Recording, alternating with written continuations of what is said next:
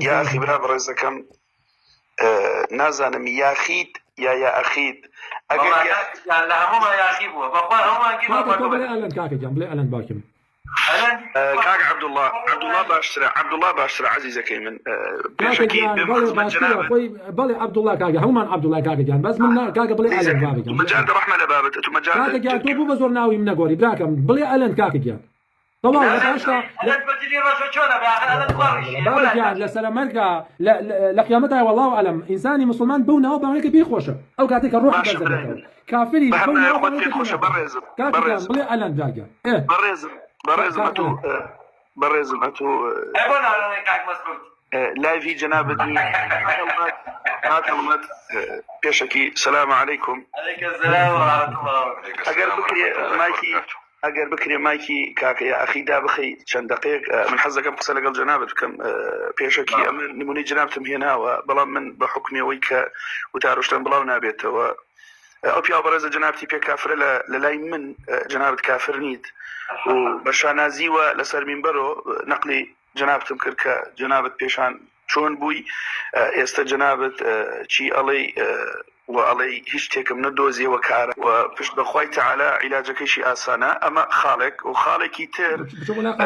قادری گەیلانی عیلاجەکەی لەوەیە بەخوا بەناعەتی نییە سەوا بڵێ بڕۆ دەستێ بێنە خۆ هەڵسە لە کێلی قەبرەکە بەشکم خۆش فا بە مەعاذ الله و شکر نەڕۆی شتوانە نەکەی بەس ئەمانە لایەن ئاسایی ئەمانە شوێنی جاسمتر کولتور سەربازە شەڕی مامۆستا بەخوا لە قەولپەرست و شتە چیە بە قورئان ئەو قسە کردن او شتوينا لوانه جيت يا اخوان استغفر الله كاك يا اخي تو هذاك الله هناك هذا قتوفت كاك يا اخي خويت على صفه عباد الرحمن بتشيكا كاك يا اخي عزيزك كاك يا اخي من طمينيم اما احترام بس صفه عباد الرحمن بتشي زاني شكون بيا بريزا هر قصيك تأكد حزم كل بيا مسألة والله دابزي أو بيا برزي بيشان أو شواشيك عجيب أستاذ أتو بيغمبري خواه صلى الله عليه وسلم كابرا صاحي جنگا وتي لا إله إلا الله صحابك شمشيريكي لمليدا فرمي آية كسيك تكشك قوتي لا إله إلا الله وتي بيغمبري خواه تسبتها والله وأنتو مجال نادم فير وتعالى بحث عباد الرحمن بشيك وعباد الرحمن الذين يمشون على الأرض ما وصل برسيان هل بجدي بابا عبد القادر قيلاني تو ربيتوش ناتورا نابم هل استغفر الله من كس ادعاء او صوفيا كل ما ابراء صوفيا جاهله وبيا برز جماعتك يدري درويش بخوي دريش يا عزيز بخواش كي درويش موكا امام معاويه شلون زعب بشي زانيتو كيف امام معاويه صحابي في غنبر بوا عليه الصلاه والسلام خزانه كيشي صلى الله عليه وسلم تو جنيو امام معاويه دا ولا جانتا ها جنيو كان دا امام معاويه امن عقيده تاشش من بيج اسج جنيو امن برسيار ما بو برسيار جنيوت بيدا ويانا تو جنيوت بإمام معاوية كوري أبو سفيان كاتب وعي بيغمبري خواه صلى الله عليه وسلم سوا خوشكي خيزاني بيغمبري خواه كناوي رميكشي أبو سفيان تو جنيوت بيدا ويانا ساتن بابا بوصة بلكم أنا خويا تو جنيوت داوا بإمام معاوية أنا بوصة كاكا بأوت فاوقت الواز بينا يمنا لا واز بينا كسر بيت جنيو بابا إمام معاوية دولا رجا وقونا لا خير دمي إمام معاوية كوري أبو سفيان بابك كي أوليته أوي بيشي أيمن أنجي بيدا باشا تو آية جنيوت بيدا ويانا يستنى خير أتو رزم هي بو جناب أستاذ تو كابرايكي جاهلي كولا تكيين سيد ياسين برزنجي بوصة كولا تكيين سيد ياسين برزنجي جنيوت داوا بإمام معاوية كوري أبو سفيان باشا زيادة بروم بروفايل زيادة يمكن موضوع السماوات لا خمنا بي يعني تصوني بالي كاكا من درويش مايا درويش من أنا أخوانا كاكا من مخابرات بقوته أما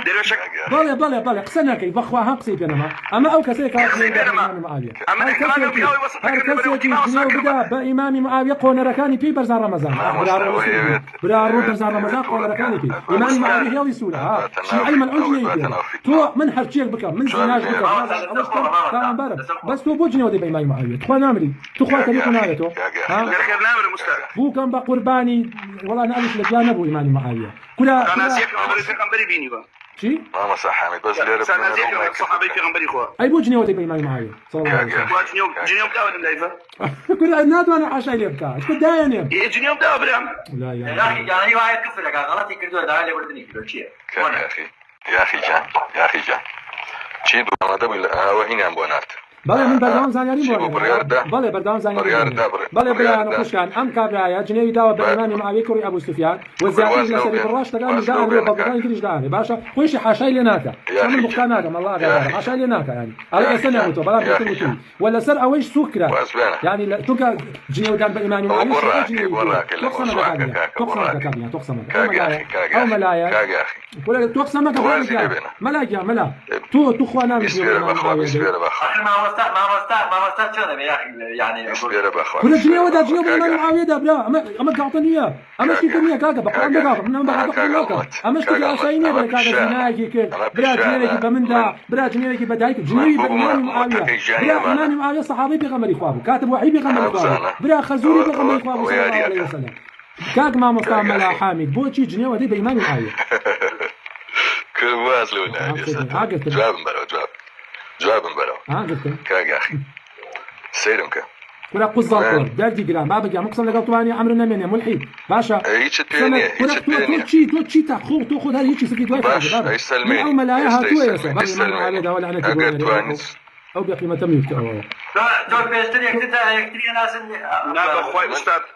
الحمد لله نازم جاهلك يا صارتنا ناس او سري من نيوي او كتالي كدوا والله عندنا سرج نيودان بإمام معاوية هر صوفيا كانوا ناخويا هر صوفيا كانوا أشعريا كان أم كابريان رسواك برا أو بوي ناتواني بلا نموتوا ناتواني دمي قباكة برا كيف برا بلغا كان بوينا ناوي تكيا كان بوينا إيكاكا بو جنيوي بيدي تو بو جنيوي بيدي هر صوفيا كانوا ناخويا رسواك بمري لو حالو باشا حرك ببي ببزار رمضان لو حالك باشا تقصبك والله من تون خوشنا يا خوشنا كافري هكذا مسلمان بوي هكذا تراغ ايش نوقنا هذا وش تيجي كده بس الله قادالك لما خليتنا بروي ملحد وكافر يعني سنه اول يقري يا اخي كاتكورك نخس كل شيء كافي تو ناوي نما ولا كل داس بس كم السيجما امريكا من الكردي واي بيجي ناقه باش امنا وشي السيجما يعني شي سيجما ناي ما فيها انا وسوينا في مقطع دماجي ترى دماجي ايش نقول تو باشا سيجما شي انا تو شي تو ما فيها تو سيجما ولا يخونا ولا يخونا الباتشينو يا اخي تو مسلماني يا اخي مسلماني لا اخواتو سيدك او نخوي بكم زمان يعني اوهمنا فتح باشا سردار خال رسول بونمونا حكمات بونمونا برزار كابكاك برزار رمضان خما امهمنا خوشايه تويناوي ما فيها كتيناو اقول تو دماتي عايش ناغري بدس تو نازاني بونمونا كلاشنكوف كان في شكا قريب باشا ناتو عندي سلو مفرد جاكي نازاني كلاشنكوف هو شيء يقول ما فيها بقول لي الناس تقلم بهم يعني كره تقليتي كره مش يخكاني كره من لا بس تقلب بالله ما قلت تقلب بس تو شي غلط وهلا يا راباني كلنا لا كذا ناوي يكون مسافر باشا ديريوش كان بهم انا مناسب ديريوش كان عمل سنه ودريش صحيح اول سنه او ما وصح حميده هنا او ما وصح حميده درويش صحيح او يدك قاطم الشيخ هذه صحيح على هذا مسلماني حولي الشيخ يا صحيح سحرك يا اخي بناي صحيح سحر بناي شيخ على من ما مصار من وتطال كذا تجبرنا على ضبط ولا بقول باشا تعرف شيء مؤمن بوقت انا يعني شيء تاكسي ما انا يعني شيء او كساتي شيء بارزه لا داروا الناس ده تقلب همها كساتي ولا راسناك ما فيها باب السيجما ناوي ما فيها ولا ما فيها متى يسكت شوي مش يلا ما فكره كاغا يعني بونارك خلنا ما بوجي ودي بيماني معايا استاذ سيجما بيبا قرباني ثلاثتين معايا وتوقش بوجي بيدي تحدادك يا اخواني في السيارة كنا بوجي بيدي صورتك فاتحة ما بقول بيكا واخوانينا ومن تفسير فاتحة شكل باشا بيكا وتفسير الشيء لا استاذ باشا بعمل لك برسالة بيكا من سورة فاتحة يا مالين الحمد لله لا باشا حمد لا في حمد لا في جناب النية حمد لقل ما لا في جناب النية باشا باشا جوازي حمد لقل ما تحكي جوازي حمد لقل شكراتشي جوازي حمد لقل صناتشي آخر الناس صدقناك ملا آوات لك باشا كل توحيد كاش كجويتا ملا توجني وبإيمان معاوية دي أمرنا لنا بلني لو حالة باشكرة باشا تو دربي باشا أخذ لقرا وقصد إيمان معاوية أو يقصد يا لا والله أستاذ أخوي هاتوي لا أستاذ أقر صق هو من بردي بخير كلا خطوة صدق إيمان بإيمان معاوية كلا تو خطوة جنيو بإيمان معاوية دي بإنس بقيمات أقا داربا جنيو دان بإيمان معاوية باش على تيدا كلا ساعة شرو دربي الروبيا بروي برزان رمضان يسلماني معاوية مسلماني من احترامي شو في دريم بريس